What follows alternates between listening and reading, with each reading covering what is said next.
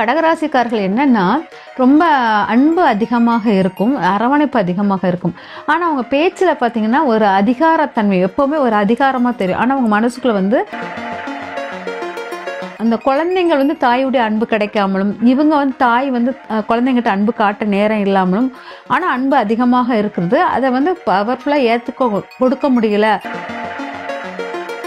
இந்த விதி மதி கதியை இந்த 3 தெய்வங்களும் இவங்களுக்கு சரியா எடுத்து கொடுத்தாங்கன்னா, இந்த ராசி மோட்ச ராசியாக இருப்பதால் அது ஈஸியா அவங்களுக்கு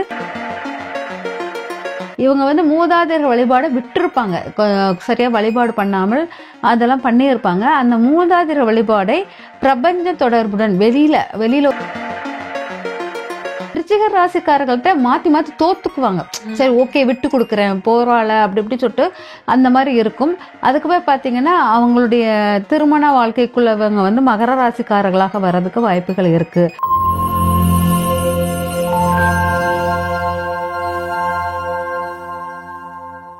காஸ்மோவியூ நேயர்கள் அனைவருக்கும் வணக்கம். இன்றைய நிகழ்ச்சியில ஆன்மீகம் குறித்து நமக்கு இருக்கக்கூடிய சந்தேகங்களுக்கு விளக்கம் கொடுக்கறதுக்காக ஆஸ்ட்ராலஜர் ஜெயந்தி ரவி அவர்கள் நம்ம கூட இணைந்திருக்காங்க. தொடர்ந்து நிறைய விஷயங்கள் பேசலாம்.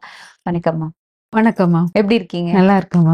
நம்ம தொடர்ந்து 12 ராசிக்காரர்கள் என்ன மாதிரியான தெய்வத்தை கோயில்ல போய் வழிபடும் போது அவங்க வாழ்க்கை இன்னும் சிறப்பா இருக்கும் அப்படின்னு நம்ம பார்த்துட்டு இருக்கோம். அந்த வகையில இன்னைக்கு கடக ராசிக்காரர்கள் எந்த தெய்வத்தை வழிபடணும், எந்த கோவிலுக்கு போகணும் அப்படின்றத பார்க்கலாம். அதுக்கு முன்னாடி பஞ்சபூத தத்துவத்தின் அடிப்படையில கடகம் எதை குறிக்கக்கூடியது? கடகராசி நீர் தத்துவத்தை குறிக்கக்கூடியதாக இருக்கும். இது பாத்தீங்கன்னா திருவனைக்கால் ஜம்புலிங்கீஸ்வரர் கோயிலே நம்ம எடுத்துக்கலாம். இந்த திருவனைக்கால் ஜம்புலிங்கீஸ்வரர் கோயில் பாத்தீங்கன்னா நம்ம சாபத்தினுடைய விளைவுகளை நீக்கக்கூடிய மிக அற்புத சக்தி அந்த இடத்துக்கு இருக்குது. அதனால நம்ம மோட்ச நிலையை தொட மிக ஒரு இதான ஒரு இடம். அதனால நம்ம சின்ன சின்ன ஒரு விஷயம் தவறுகள் எது பண்ணினாலும் இந்த இடத்துக்கு போகும்போது அது உங்களுக்கு அவ்வளவு ரிலீஃப் ஆகுற மாதிரி இருக்கும்.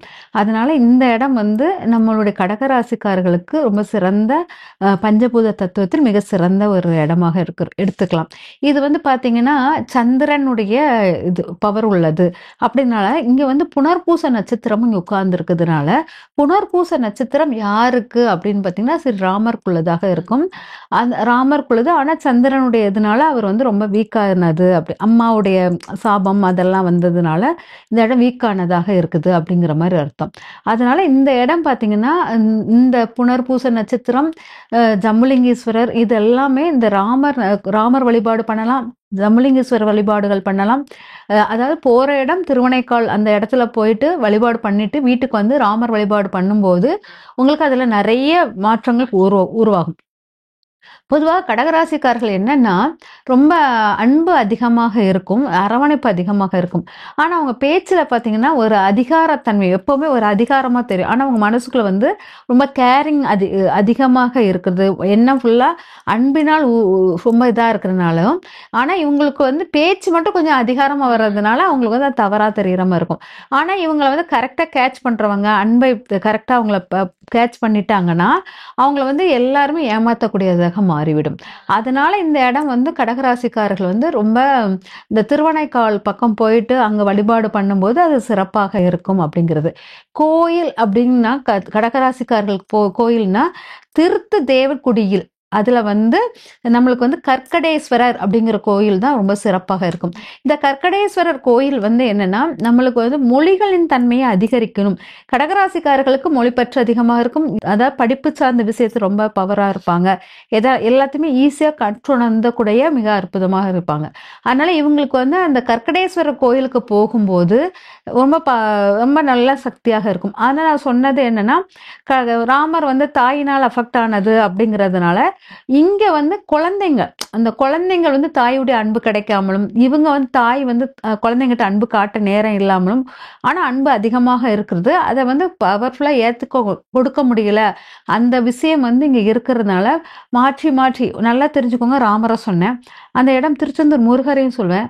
அப்பங்கும்போது முருகரும் என்னன்னா அம்மாவுடைய அன்பு வாங்காமல் கார்த்திகை பெண்களிடம் அன்பு பெற்றவர், இந்த மாதிரி விஷயங்கள் இந்த அம்மா பையன், அந்த பையன் தான் முக்கியமா அம்மா பையன் அந்த உறவுகளில் அன்பு பரிமாற்றத்தினுடைய அளவு வந்து கம்மியா இருக்கிறனால இவங்களுக்கு அங்க போயிட்டு வந்தால் கொஞ்சம் நல்லா இருக்கும். இந்த கோயிலுக்கு போயிட்டு வெளியே வந்தோடனே பசுமாட்டுக்கு உணவு கொடுப்பது மிக சிறப்பாக இருக்கும். பழங்களோ இல்லாட்டா உங்களுக்கு முடிஞ்ச அகத்திக்கீரையோ ஏதாச்சும் வாங்கி கொடுத்துட்டு அப்புறம் அவங்க வீட்டுக்கு வரும்போது அந்த தோஷங்கள் நீங்கக்கூடியது மிக சக்தியாக இருக்கும் அப்படிங்கிறத எடுத்துக்கலாம்.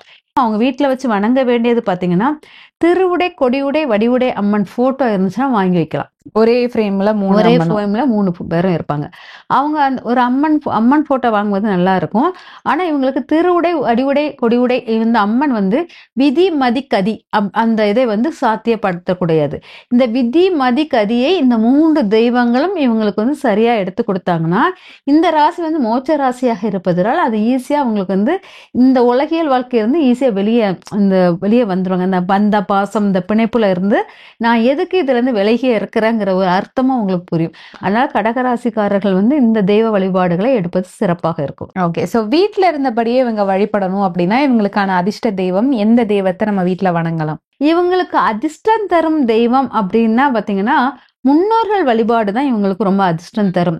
இவங்க வந்து மூதாதையர் வழிபாடு விட்டுருப்பாங்க, சரியா வழிபாடு பண்ணாமல் அதெல்லாம் பண்ணியிருப்பாங்க. அந்த மூதாதையர் வழிபாடை பிரபஞ்ச தொடர்புடன் வெளியில ஒரு விளக்கேத்தி கும்பிட்டுக்கிட்டு வந்துகிட்டே இருந்தாங்கன்னா முன்னோர்களுடைய இது வந்து இவங்களுக்கு பவர்ஃபுல்லா கிடைக்கும். நான் முன்னோர்கள் என்னன்னே தெரியல ஏதுன்னு தெரியல அப்படிங்கிறவங்க விளக்கேற்றி வடமேற்கு பகுதியில் ஒரு விளக்கேற்றி கும்பிட்டுக்கிட்டே இருக்கணும். உங்க வீட்டில் வடமேற்கு பகுதியில் ஒரு விளக்கு மட்டும் வச்சுக்கிட்டே நீ என் முன்னோர்கள் இதுல இருக்காங்க அப்படிங்கிற ஒரு தாட்ல நீங்க கும்பிட்டுக்கிட்டே இருந்தீங்கன்னா உங்களுக்கு அது ரொம்ப வலிமையாக இருக்கும். கடகராசிக்காரர்களுக்கான நட்பு ராசி இல்ல பகை ராசி அப்படி ஏதாவது இருக்காமா? ஆமா, கடகராசிக்காரர்களுக்கு வந்து நட்பு ராசி அப்படின்னு பாத்தீங்கன்னா விருச்சிக ராசிக்காரர்கள் நட்பர்களாக இருப்பாங்க.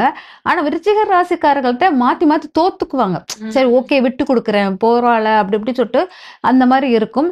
அதுக்கப்புறம் பாத்தீங்கன்னா அவங்களுடைய திருமண வாழ்க்கைக்குள்ளவங்க வந்து மகர ராசிக்காரர்களாக வர்றதுக்கு வாய்ப்புகள் இருக்கு அப்படிங்கிறது. அதே சமயம் இவங்களுக்கு வந்து மீன ராசிக்காரர்களுடன் ஒரு நல்ல ஒரு கைட் கிடைக்கும், ஒரு அறிவு சொல்லக்கூடிய ஒரு இடத்துல இருப்பாங்க அப்படிங்கிற மாதிரி எடுத்துக்கலாம். அதுக்கப்புறம் மேச ராசிக்காரர்களும் இவங்களுக்கு ரொம்ப நட்புக்கு ராசியாக இருப்பார்கள். அதே சமயம் வருமானம் தரக்கூடியவர்கள் சிம்ம ராசிக்காரர்களாக இருப்பாங்க.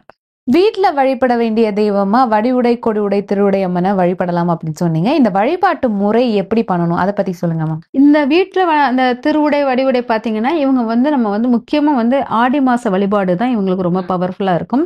அதனால இவங்களுக்கு கூழு காய்ச்சி கொடுத்துறது ரொம்ப முக்கியமானது. 3ஆம் வாரத்தில் இவங்களுக்கு கூழு காய்ச்சி கொடுப்பது ரொம்ப நல்லா இருக்கும். இல்லாட்டா 5ஆம் வாரம் அப்படி எடுக்கலாம். 5 வாரம் இருந்தா 5ஆம் வாரம் இல்லாட்டா 3ஆம் வாரம் எடுத்து கூழு காய்ச்சி கொடுக்கறது நல்லா இருக்கும்.